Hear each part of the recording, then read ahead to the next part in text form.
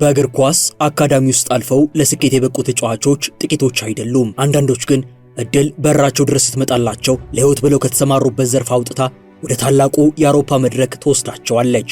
የዛሬው ባለታሪካችንም በሁለት ዓመታት ውስጥ ብቻ ከመንገድ ላይ የታሸገ ዋሻጭነት ተነስቶ በሚሊዮን ዶላር ተከፋይ የጀርመን ቡንደስሊጋ ተጫዋች ሆኗል። አዎ ህይወት እንዲህ ናት። እሱ ማራዶና በነገሰበት ስታዲየም ከፍ ተደርጎ ተዘምሮለት በኔፕልስ ጎዳናዎች ምስሎቹ ታትመውለታል። የዘመናዊ እግር ኳስ አሁን ላይ ካሉት ጥቂት ጨራሽ ተዋጣላቸው አጥቂዎች አንዱም ነው። ጎል ፊት መግረድር አያውቅም። አይምሬ ነው።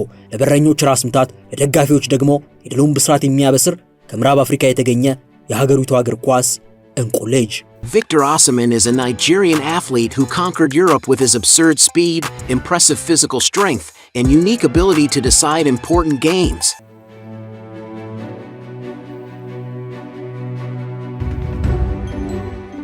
ሰላም ጤና ይስጥልን ውድ የቻናላችን ቤተሰቦች፣ ዛሬ በዝነኞቹ ህይወት መንገድ ቅኝታችን ከሌጎስ አዋራማ ጎዳናዎች እስከ አውሮፓ ታላላቅ ስታዲየሞች የህይወት ድል ፈንታ እውነትም እጅግ ውስብስብና ለመገመት አዳጋች እንደሆነ የሚያስመሰክር ታሪክ ባለቤት የሆነውን ቪክቶር ኦስሜን አስደናቂ የህይወት መንገድ ይዘን ቀርበናል።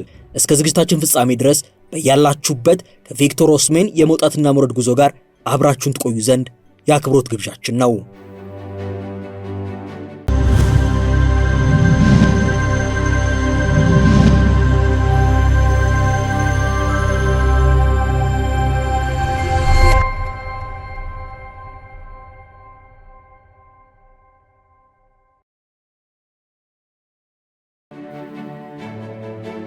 ቪክቶር ኦስሜን ከቦይዳር የቀረበ ጸሎት ሲል በሰየመው ጽሑፉ እንዲህ ይላል።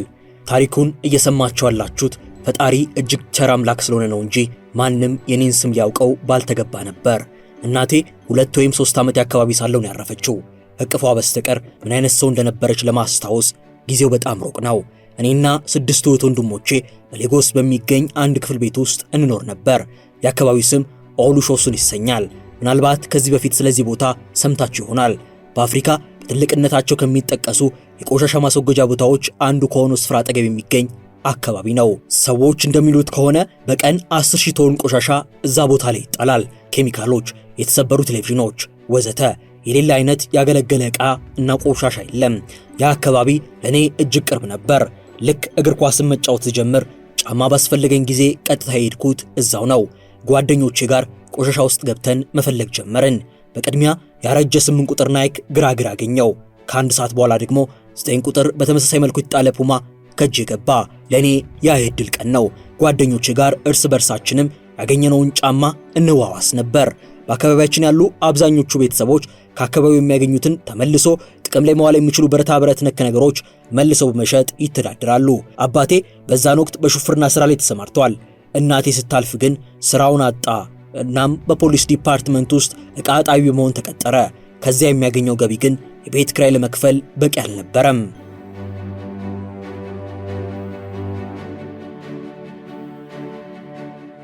አስታውሳለሁ 12 ዓመት አካባቢ አከራያችን ኪራይ በሰዓቱ ባለመክፈላችን ተማሮ መብራት ቆርጦብናል። በአንድ ትንሽ የክፍል ቤት ውስጥም 7 ልጆች በጨለማ ተቀመጥን። በዛን ሰዓትም ውጭ ወጣሁና ከውሃ ፍሳሽ መተላለፊያ ቦይ አጠገብ ቁጭ ብዬ አነባው። ወደ ሰማይ ተመልክቼ ምን አይነት ህይወት ነው ስል ፈጣሪን ጠየቅኩት። በልተን እናደር ዘንድ መስራት ነበረብኝና በዛን ሰዓት በሰፈር ውስጥ ይጫወት የነበረውን እግር ኳስ ሙሉ በሙሉ አቁሜያለሁ። እህቶቼ በመንገድ ላይ ብርቱካን ይሸጡ ነበር። በሌጎስ የትራፊክ መጨናነቅ ስላለ በመኪኖች መሃል እየተሽለኮለካችሁ የተለያዩ ነገሮችን በመንገድ ላይ መሸጥ ትችላላችሁ። እኔ ፈጣን ሻጭ ነበርኩ። የታሸጉ ውሃዎችን መሸጥም የዘወትር ተግባሪ ነው።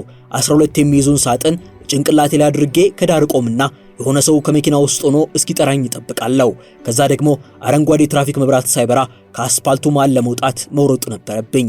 ታላቅ ወንድሜ አንድሬው ሌሊት 9 ሰዓት ተነስቶ መንገድ ላይ የስፖርት ጋዜጦችን በመሸጥ ገንዘብ ያገኛል።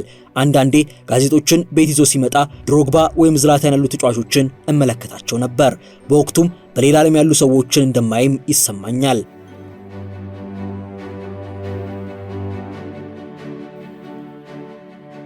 ለኔ እግር ኳስ ስራ እየሰራው ካልሆነ እንደ ጊዜ ማሳለፊያ የምጠቀምበት ነገር ነው። የሚያሳዝነው ነገር ግን ሁሌ በስራ ላይ ስለሆንኩ ኳስ ለመጫወት ጊዜ አልነበረኝም። ገንዘብ የሚሰራበት የትኛውም ቦታ ላይ ነበርኩኝ። የቤተሰብ የጥያቄና መልስ የቴሌቪዥን ዝግጅት ላይ ራሱ ተገኝቼ አውቃለሁ። በዛ ዝግጅት ላይም ተመልካች ሆኜ ሳለሁ በስተመጨረሻ ከተመልካች ሲጋብዙ ተነስቼ ተወዳድሬ 10,000 ናይራ አሸነፍኩ። እጆቼ ይህን ያህል ገንዘብ ከዛ በፊት ይዘው አያውቁም። 10,000 ናይራ ማለት 6 ዩሮ አካባቢ ነው። በብዙ ስራዎች ውስጥ አልፌያለሁ። በሌጎስ በሚገኝ ቸርች ለአንድ ፓስተር ተቀጥሬ ራሱ ሰርቻለሁ። በቸርች ውስጥ የመጀመሪያ ስራ የነበረውም የፓስተሩ መልእክት የሚደርስበት የሰዎችን ኢሜል መቀበል ነው። በየ10 ኢሜሉ 10 ሳንቲም ይከፈለኝ ነበር። ከጥቂት ጊዜያት በኋላም እድገት አግኝቼ የፓስተሩን ሃይማኖታዊ መጽሐፎች መንገድ ላይ መሸጥ ጀመርኩ። የክፍል ጓደኞቼም በተለያዩ ቦታዎች ላይ ስሰራ በመመልከታቸው ይገረሙ ነበር። የማገኘውን ገንዘብ በሙሉ ለእህቶቼ ሰጥቼ ምግብ እንዲገዙና የቤት ኪራይ እንዲከፍሉ አደርጋለሁ። ብዙዎቹም ምሽቶች በቸርች ውስጥ አድሬም አውቃለሁ።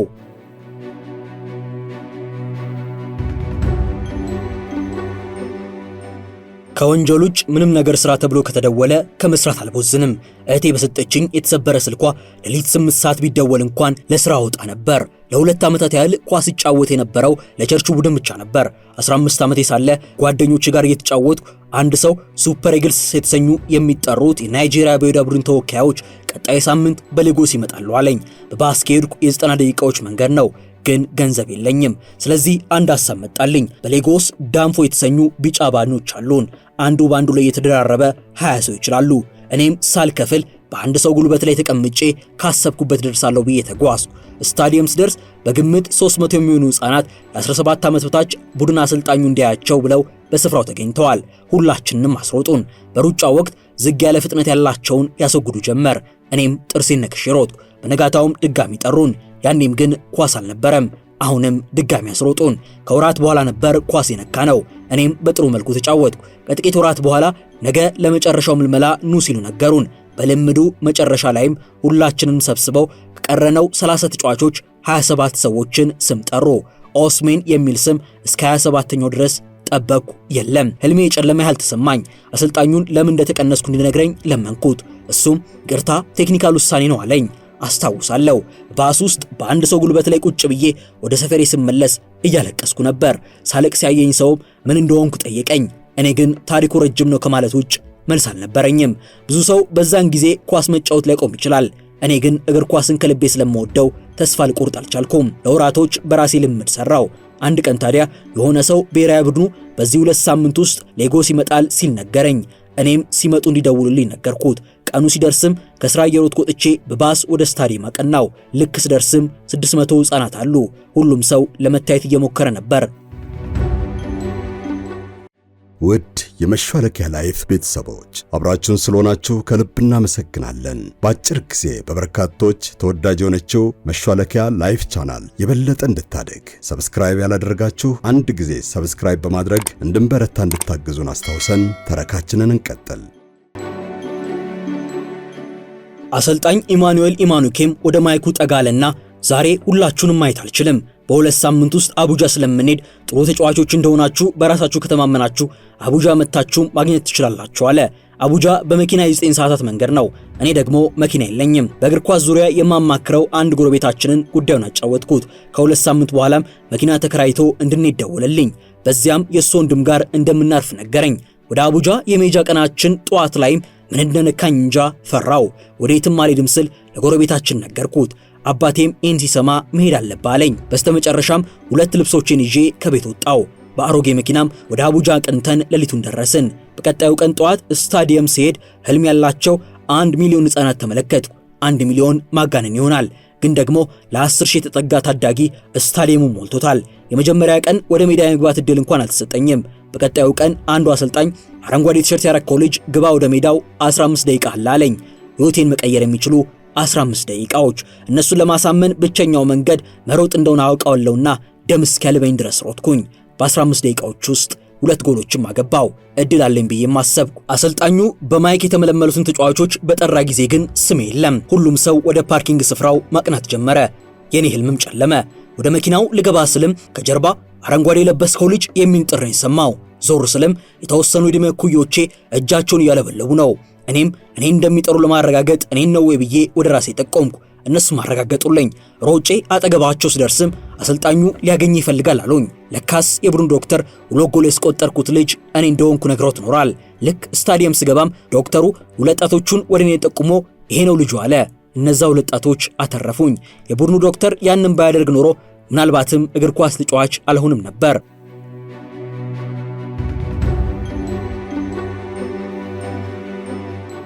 አሁንም ግን ከቡድኑ ጋር ሆቴል ይዞ ለመቆየት በርካታ ሙከራዎችን ማለፍ ነበረብኝና ቆይታዬን እንደ ወኪሌ በሚያገለግለኝ ጎረቤቴ ወንድም ቤት አደረኩ። የወንድምየውን ልጆች ትምህርት ቤት ማድረስና ዕቃ በማጠብም ቤተሰቡን አግዝ ነበር። አስታውሳለሁ አይናፋር ከመሆን የተነሳ የወንድምየው ባለቤት በጠረጴዛ ላይ የምታስቀምጥልኝ ምግብ ከሌሎቹ የተረፈ እንጂ የኔ አይመስለኝም ነበር። ከልምድ መልስም ምግብ በጠረጴዛ ላይ ሳገኝ ዳቦውን ብቻ ቆርሼ ወደ ጓዳ ወስጄ በሚስጥር በላ ነበር። አንድ ቀን ታዲያ ምን ነው ምሰራው ምግብ አልተመቸም እንዴ? ለምንድነው የማትበላው አለችኝ። እኔም ያኔ ነበር የሚቀመጠው ምግብ ለኔ መሆኑን ያወቅኩት። በቡድኑ ውስጥ ተካትቼ ወደ ሆቴል ሳመራም አመሰግናለሁ፣ አትርፈሽኛል፣ ሁሌም እጸልይልሻለሁ ብዬ አመስግኛታለሁ። ህይወቴ በፍጥነት ነው የተቀየረው። በቀጣዩ ዓመት ከ17 ዓመት በታች የዓለም ዋንጫ ለመጫወት ወደ ቺሊ ያቀናው። እናም በ7 ጨዋታዎች 10 ጎሎች በማስቆጠር የውድድሩን የወርቅ ጫማ አሸነፍኩ። የዓለም ሻምፒዮን ሆንን። ይህንን ማንም አልጠበቀም ነበር። ከዓለም ዋንጫው መልስ መጠነኛ ገንዘብ በሽልማት መልክ ተሰጠን። በናይራም ሚሊዮነር ሆንኩ። በሺዎች የሚቆጠር ዩሮ እጄ ገባ ማለት ነው። ለእህቴ ደውዬም ከአንድ ክፍል ቤት ወደ 2 ክፍል ቤት ላዘዋውራቸው እንደሆነ ነገርኳት። የቤተሰቦቼንም ህይወት ቀስ በቀስ ማሻሻል ጀመርኩ። ከጥቂት ዓመታት በኋላ ለጀርመን ቡንደስሊጋው ክለብ ወልፍስበርግ በፈረምኩ ጊዜ በህልሜ ካየሁትም በላይ የሆነ ገንዘብ እጄ ገባ። አስታውሳለሁ ለወልፍስበርግ በፈረምኩ በቀናት ውስጥ በተከታታይ የሞባይል ባንኪንግ መተግበሪያውን ሪፍሬሽ እያረኩ ሳለ ወዲያውኑ ቁጥሮቹ ተቀየሩ። አድምጡኝ፣ ከ2 ዓመታት በፊት እኮ በ10 ሳንቲም ውሃ ይሸጥኩ ነበር። እድል ከቀናኝ $2 አገኛለሁ። አሁን ግን በስልኬ ላይ ሚሊዮኖችን ተመለከትኩ። በጉልበቴ ተንበርክኬም አምላኬን አመሰገንኩ ይላል ቪክቶር ኦስሜን።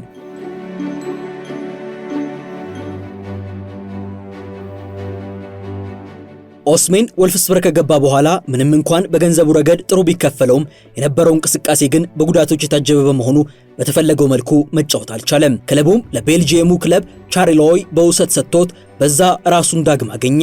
በሁሉም ውድድሮች 20 ጎሎች በማስቆጠርም የአውሮፓ ክለቦች አይን ውስጥ ገባ።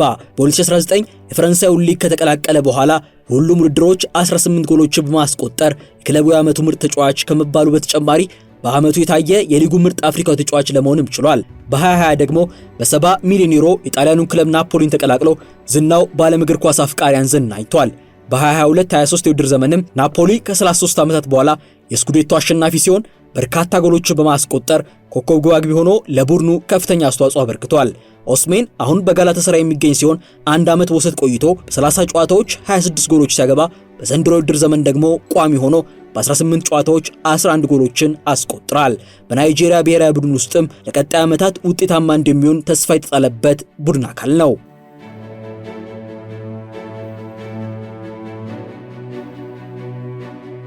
ኦስሜን አሁን ላይ በዓመት እስከ 15 ሚሊዮን ዩሮ የሚከፈለው ሲሆን በአውሮፓ ከፍተኛ ክፍያ ከሚከፈላቸው አፍሪካውያን ተጫዋቾች ተርታ ስሙ ይገኛል። ላምቦርጊኒ፣ ሮልስ ሮይስ እና መርቸዲስ የመሳሰሉ መኪኖች ያሉት ተጫዋቹ በኢስታንቡል እጅግ ዘመናዊ ቤትም አለው። ለቤተሰቡ ቅድሚያ የሚሰጠው ኦስሜን በተለያዩ ቃለ ምልልሶች ላይ ከቤተሰቦቹ ጋር ጊዜ ማሳለፍ የሱ ተመራጭ ተግባሩ እንደሆነ ሲያወራም ተደምጧል።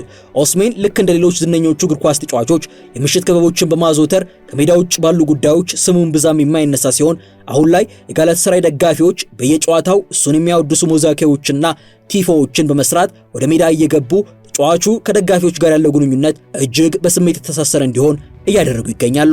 ቅርብ ጊዜ እንኳን በልጅነቱ ያለፈችው እናቱን ምስል አያይዘው እኛ ቤተሰቦችንን የሚል መልእክት በስታዲየም አስመልክተውት ተጫዋቹ ስሜታዊ እንዲሆን አድርገውት እንደነበር አይዘነጋም።